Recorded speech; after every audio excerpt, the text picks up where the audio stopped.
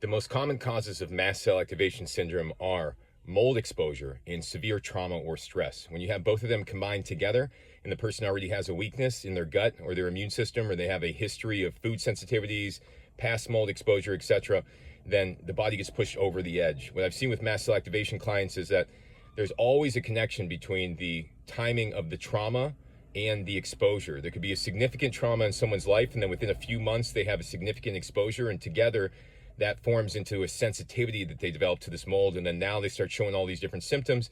They go to the doctor, they try to figure out what they are, and the doctors label them different conditions when in fact they're just mold exposure and trauma combined into nervous system dysfunction and immune system dysfunction. So I've seen it over and over again. If you have a chronic illness and you've made all the changes you can in your supplements, your diet, everything, then you have to look at your environment. You have to look at mold, because mold is the one missing link, okay?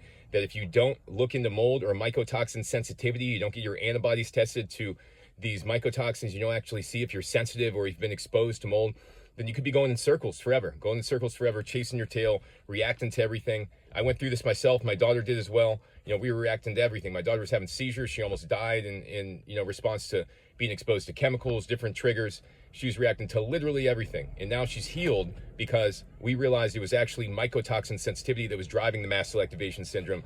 And she had a history of past trauma as well. I got her when she was 18 months, so she clearly had trauma before then when she was with her mom. So the combination of the trauma with the mold exposure led to the mast cell activation syndrome symptoms with her.